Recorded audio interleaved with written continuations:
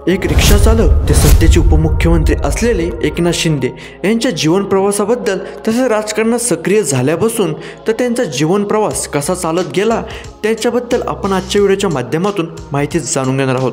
त्यासाठी व्हिडिओला शेवटपर्यंत बघा। एकनाथ शिंदे यांचा संपूर्ण जीवन प्रवास तसेच राजकीय प्रवास 2025च्या अपडेट स्वरूपात आपण सादर करणार आहोत। त्यासाठी व्हिडिओला शेवटपर्यंत बघा।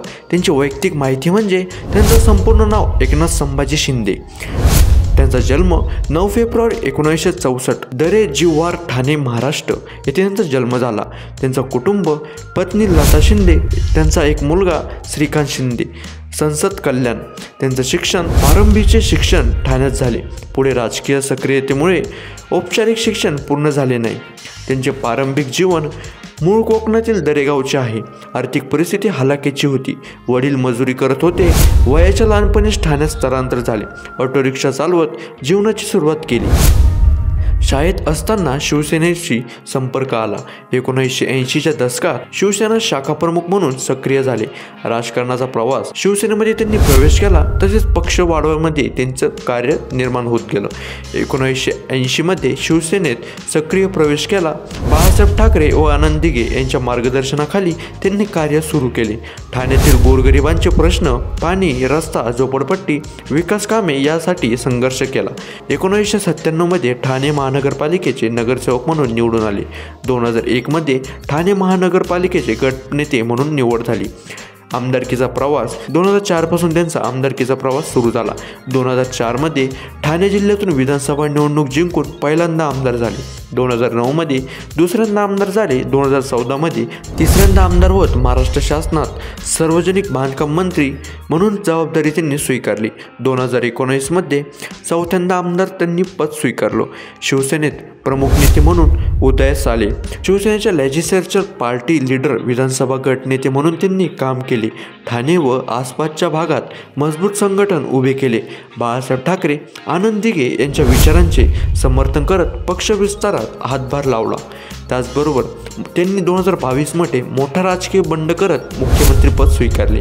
बंडाची पार्श्वभूमी 2022 मध्ये त्यांनी उद्धव ठाकरे यांच्या नेतृत्वाखालील महाविकास आघाडीमधून सरकारच्या बाहेर पडले। शिवसेनेत 40 आमदारांसह एकनाथ शिंदे यांनी मोठा बंड पुकारले। त्यांनी हिंदुत्व व बाळासाहेब ठाकरे यांचा विचार सोडल्याचा आरोप करीत महाविकास आघाडी सरकारमधून बाहेर पडण्याची मोठी भूमिका घेतली।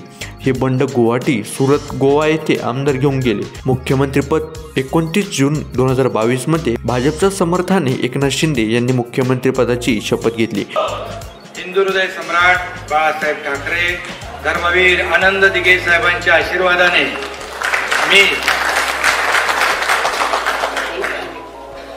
एकनाथ संभाजी शिंदे ईश्वर साक्ष शपथ घेतो की कायद्याद्वारे स्थापित झाले आहे अशा भारतीय संविधानाबद्दल मी खरी श्रद्धा व निष्ठा बाळगीन।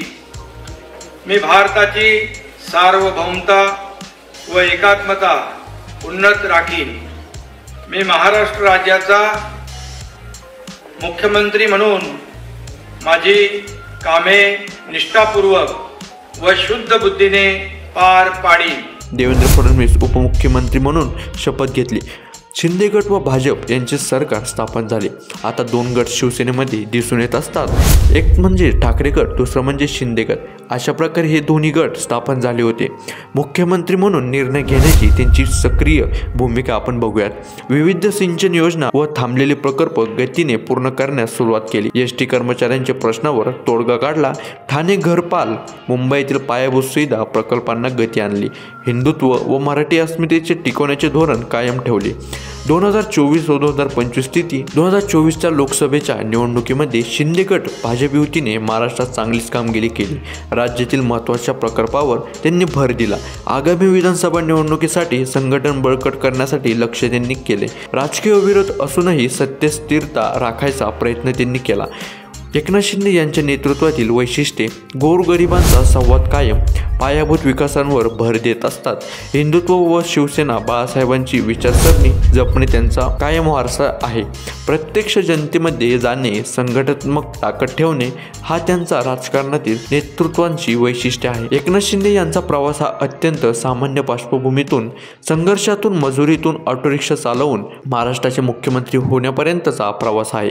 त्यांचे नेतृत्व 2025 मध्ये सध्या विकासी भूमिका, हिंदुत्ववादी व ठाणे कॉन्टॅक्ट बेस मजबूत असल्याचे दिसून येते. आपण बघितला एकनाथ शिंदे यांचा संपूर्ण जीवन प्रवास तसंच राजकीय प्रवास. हा व्हिडिओ जास्तीत जास्त लोकांपर्यंत शेअर करा, कारण की उपमुख्यमंत्री असलेले महाराष्ट्राचे त्यांचा संपूर्ण जीवन प्रवास जर तुम्हाला माहीत नसेल तर तुम्ही हा व्हिडिओ नक्की बघायला पाहिजे. व्हिडिओ जास्तीत जास्त लोकांपर्यंत शेअर करा. तुम्हाला राजकारणातील कोणत्या नेत्यांबद्दल अधिक माहिती हवी असल्यास नक्की कमेंट करून सांगा. आपल्या चॅनलवर राजकारणाची सिरीज चालू झाली आहे, त्यामुळे आपण कोणत्याही प्रमुख नेत्याची माहिती तुम्हाला सांगू शकतो. तुम्हाला राजकारणाबद्दल कोणतीही माहिती हवी असल्यास नक्की कमेंट करून सांगा. व्हिडिओ जास्तीत जास्त लोकांपर्यंत शेअर करा. आपल्या चॅनलला लगेच जाऊन सबस्क्राईब करून टाका, कारण राजकारणाबद्दल अनेक व्हिडिओ आपल्या चॅनलवर येत असणार आहे. त्यासाठी लगेच जाऊन सबस्क्राईब करून टाका. व्हिडिओला लाईक केल्याशिवाय कुणीही जाऊ नका.